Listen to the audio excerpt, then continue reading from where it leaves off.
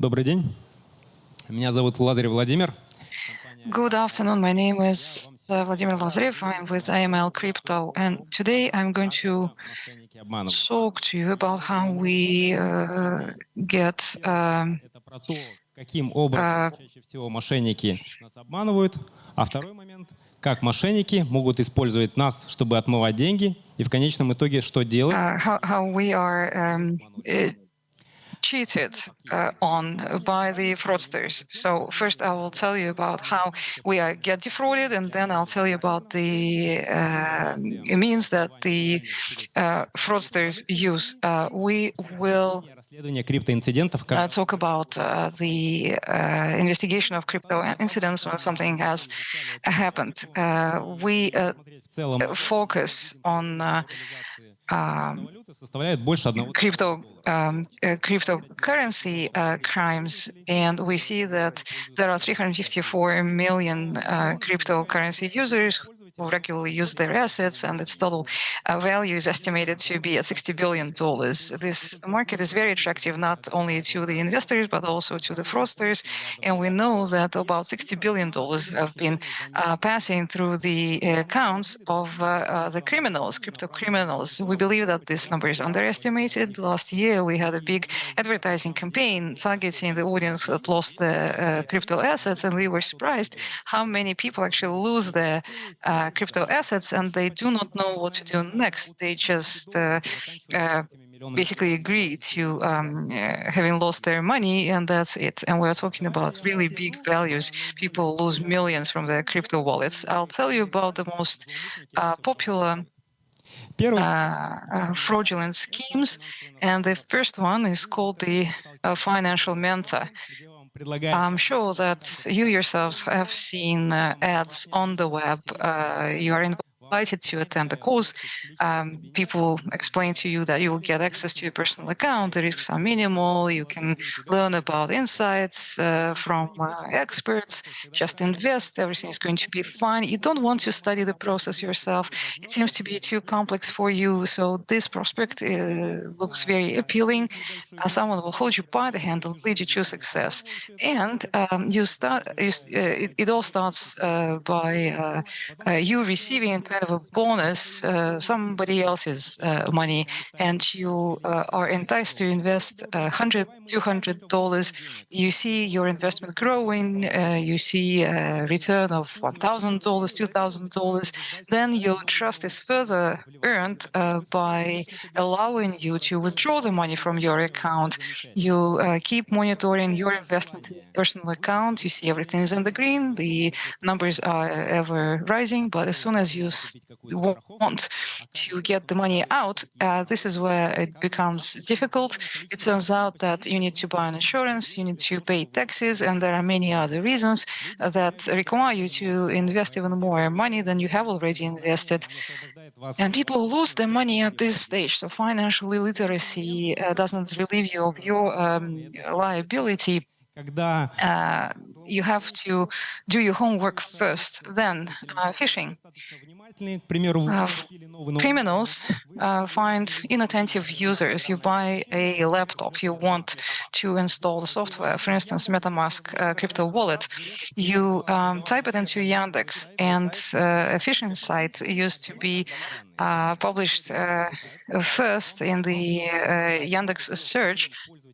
You would click the link, and you're asked to create a wallet. You do the process, you complete the process, but the error is returned, and then you find out that your money was stolen. How did this happen?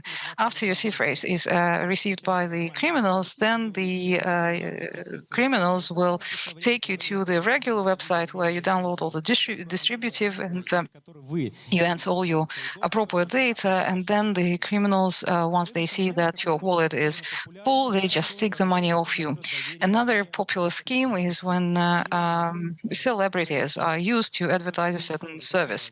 Elon Musk, Brad Pitt, Discord, YouTube, wherever you hear that, go on, invest $1,000 and get $2,000 back. Many users trust that celebrity деньги, а потом выясняется, without any doubt. And they invest the money, and then it turns out that the account of a well-known person was hacked, and again, your money was stolen. P2P exchange, this is quite a popular method. People want to start dealing in cryptocurrencies. They buy cryptocurrency from other users first. You open a Telegram chat, you see that there are many offerings to buy and sell. You connect directly to the user, and the user says, well, you don't know me, I don't know you. Let's find a guarantee. Вася Иванов. A guarantor. Here is a very well-known person, some John Smith, and he has 1 million confirmed users. So as soon as he confirms to me that he received your money in dollars, I'm going to send you rubles. So as soon as you send the crypto currency to this guarantor, everyone disappears. Everyone disappears together with your money. Всё понятно. Но я You may think that P2P it's for the площадки, как layman. I do not use выступает площадка, P2P services. Instead, I use platforms. The platform acts as a guarantee for the deals to go through. There is a scheme that's called a triangle. It's quite a peculiar one.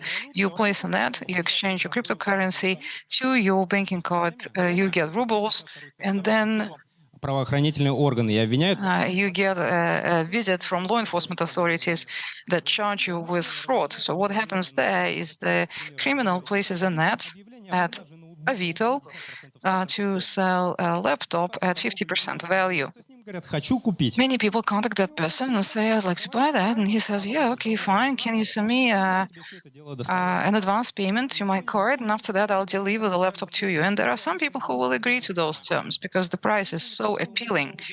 Eventually, the criminal goes to the P2P website, to Binance, Currentex, and contacts the user who wants to exchange the cryptocurrency to rubles. Зачисли деньги. Дает That person gets the data from your banking card to which the money should go.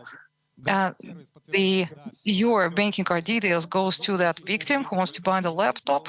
So the Дальше он идет criminal gets the cryptocurrency, you get the rubles. The victim that made an advance payment for the laptop contacts the police, and then the police will open a file on you история, которая under Article 152 of the Criminal Code, fraud. Another popular scam транзакция. is the so-called zero transfer or transaction or a deal. You do not trust anyone, you do not exchange money anywhere on some third-party sites, but regularly, every month, you send 1,000 crypto dollars to your granny. And then the day comes when you want to send 1,000 crypto dollars to your granny, and you remember by heart all these addresses that begin with this, those digits, and then with the other address, with whatever. So you get the money from your crypto wallet, and you send the money to that crypto address that you know by heart. Абсолютно все Well, actually, very few people are attentive to all the symbols in the crypto address. The criminals generate a lot of crypto addresses. They find a crypto address that looks similar и у вас в истории появляется to the crypto address that you use regularly. They perform a microtransaction, a zero transaction, and eventually you will make a mistake and will send the money to that criminal wallet or clippers. с деньгами только This is when you exchange the money only with your friends. You do not believe in any обращаете внимание, exchanges. You do not trust them. You are a very attentive person. всегда уточняете, на какой адрес нужно And before sending the money, you always verify the address. And your friend куда нужно зачислить деньги. sends to you their address. Назад вы могли проявить определенную неосторожность. And some time ago, perhaps you Устройство, так называемый он не were inattentive and your device caught a so-called clipper. нужный вам адрес As soon as you start copying into the buffer вашего друга. your address, for instance, you copied the address from a messenger, the address of your friend, Отправить кому-то другу. the clipper will catch that and will replace your friend's address with the Это так называемый fraudulent address. And last thing that I wanted to share with you is the so-called multi-sig. This is when a fraudster pretends to be a victim. You're in a Telegram chat, and a person is writing on this Telegram chat, I do not understand how to do cryptocurrency transactions. Here is my SIG phrase. And the adequate people tell that guy, hey, never do this. Someone is going to steal the money from you, and there will be some people who, out of curiosity, will go to this crypto address. Is this really the SIG phrase? And you go there, and you will see $3,000, $5,000, $10,000, and there is a temptation, and maybe these are the easy money, maybe I can get them for me, why not? And as soon as you try to make this transaction, you do not have enough tokens for this transaction. You say, okay, I'm going to add $1, $5, $10 more. It's not a big price to get $1,000 or $10,000. So eventually you send this small amount to the address, but you can't withdraw anything because this address requires 2 signatures to perform any transaction. The second signature is at the criminal, and the organizer of the scheme will collect all these coins, really, all these, peanuts, all the cents that amount to a big amount, a big value eventually. So if you are a victim of such a fraud, there are 5 easy steps that you must take. First, you need to stay calm. Don't panic. It's not going to get better. And besides, the perpetrators are human too, and they too make mistakes. So you must collect all the evidence, collect all the contact details, record all the transactions. You need to try to understand where the money flew. There are different internet explorers that analyze the transactions. If the money went through an exchange, you write to the exchange asking them to block the transaction, and you contact the law enforcement authorities. I suggest that your report is very easy to understand. It should be written clearly. If you say that I swapped the tokens and I took them out, and they will never understand anything in what you wrote or what you are telling them. Using this QR code over here, you can download an example of a report. This is a report that you can file with the law enforcement authorities, and that will increase the chances of you ever seeing your money back again. I'm not a victim, I'm not very interested in dirty currency, I don't care about that, and there are many users like that. Today, the regulation of the cryptocurrency market is just gaining momentum, and it's virtually impossible to control every single person, every single user. That's what people think. The governments start with big players. They start with the exchanges.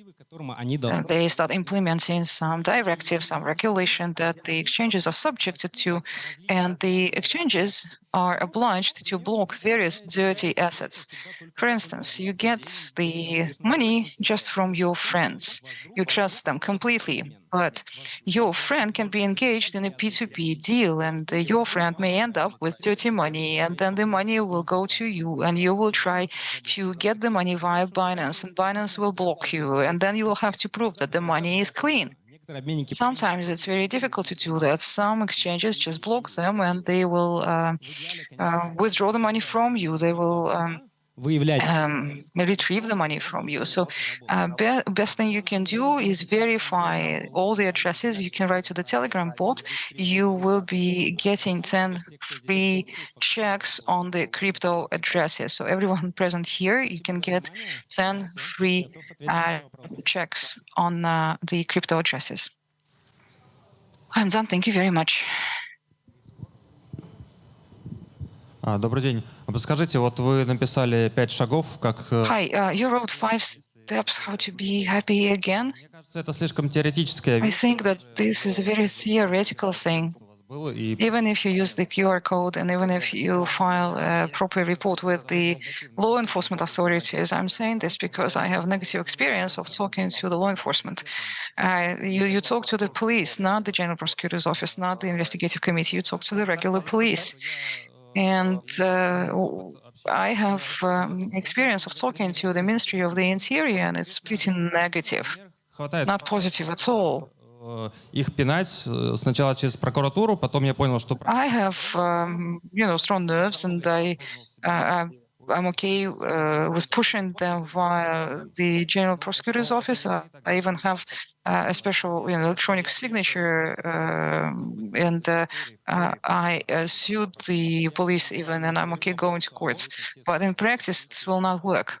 No, I do not claim to say that 100% of those cases will be a success. There are some fraudsters that do everything correctly, and they use VPN, they use different machines, they use fake accounts, they send the money via mixes, they spend the money so that they cannot, so that the money cannot be traced to the end. Of course, then your chances are not very high. But the criminals are people just like us, and they do make mistakes from time to time. There was this case: $30,000 were stolen from this person. We did an investigation, and unfortunately, we couldn't find the money. The Telegram accounts of those people he contacted were fake accounts. The exchange didn't want to meet this person halfway for political reasons. They didn't disclose the data of his counterparties. And when this person said, "Okay, so what am I to do next?" We said, "Well, in this case, nothing." And then 7 months later, the criminal used the same transit addresses and sent $5 to the exchange. $5 that gave us a new link, new branch to be analyzed. Since we labeled the cryptocurrency addresses carefully, we found the person associated with this chain. But it was clear that this person was not criminal. We contacted this person. We said, "Hey, what is this suspicious transaction to $0.04 and back? What was that?" We explained where our interest was coming from, and eventually we got this information about who he was in touch with. It was a Telegram account, very remote from the transaction itself. It was this guy thought it was very secure. We found this guy. He was in Bali, and when we saw an announcement on one of the Bali's forums that this guy is selling a bicycle, we contacted him, and he said, "Okay, we'd like to buy this bicycle. We can send you advance payment, and then we'll go and get the bicycle from you." We shared the contact details with the police of Indonesia, and yes, this guy returned the money. So when you have a choice, either you get a criminal investigation or you return the money, sometimes the choice is pretty easy for the criminal. And sometimes, I mean, even if you find a criminal, you must have evidence, the evidence for the police. Because some people are really tough. If the criminal is tough, then okay, we'll take the criminal to court. We will take the criminal to the police first, and then to the court. But there are other schemes as well, not as obvious, but also very widespread.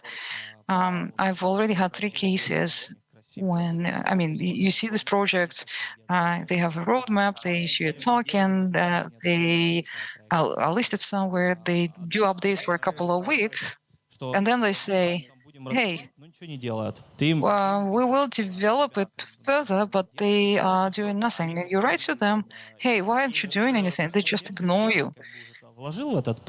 But you are invested into the project, right? And you can't do anything. You don't have any leverage at all. Even investors. The investors perhaps have already regained their initial investment. What do you do, especially if it's not Russia, the jurisdiction is not Russia? Well, first thing you do before you make investment into any project, you have to understand what is the background of the founders, what's the roadmap, you look at different indicators. The case that you described, I think Потому что если команда it's not a scam as such, because if the team tomorrow decides that for whatever reasons they are no longer interested in developing the product, it will be very difficult for you to prove in the court that it was intentional on their part. That they did it only to collect the money, and cryptocurrency market is risky. So here, I mean, you really investigate, you do the preparatory work, the homework. Была компания. They had LinkedIn accounts. There was a company. There was even a mother company, like a parent company. I don't want to give the name, but it's a pretty well-known name in the industry. It looked very good. And then at one point, the team decided that, okay, we lost interest, and you can't do anything. вы, наверное, можете, если у вас есть Well, I guess if you have команды, correspondence with the members of the team where they promised you something, if you have that kind of evidence, then you can initiate different court cases. Not necessarily in Russia. When we say we carry out an investigation, we understand that criminals are located around the world, and sometimes you have to cooperate with different law enforcement authorities in order to get the results. In the current situation, it will be difficult to say contact the law enforcement authorities in the US and tell them, I'm from Russia, I need help. Well, they will tell you, которые good for you, or whatever. But you can contact lawyers, есть доказательная база, and the lawyers will do all the communication on your behalf. If you have correspondence where a promise was given to you and then you were deceived, it's not a scam per se, but it's a company that broke their promise and that did not meet your expectations. Здравствуйте, меня зовут Артем. У меня One last question. Hi, my name is Artyom, раскрываемость. and my question is, Будет ли он расти? what's the success rate А второй вопрос, in your investigations? Is it growing? And the second question is, I don't know, do you have some kind of a quick response team or something if the criminal is a smart person and understands something about cryptocurrencies? I mean, грубо говоря, I'm sure they can mislead you что я имею в виду, easily. он получил, I mean, quick response. What I mean is, как бы он быстро их перевел и все. the money is collected and the money is laundered immediately. Не попал. Будет ли такое и будет ли? You can't stop the transaction. процент раскрываемости. Well, there is a quick response procedure, say, and the teams and the success rate is growing.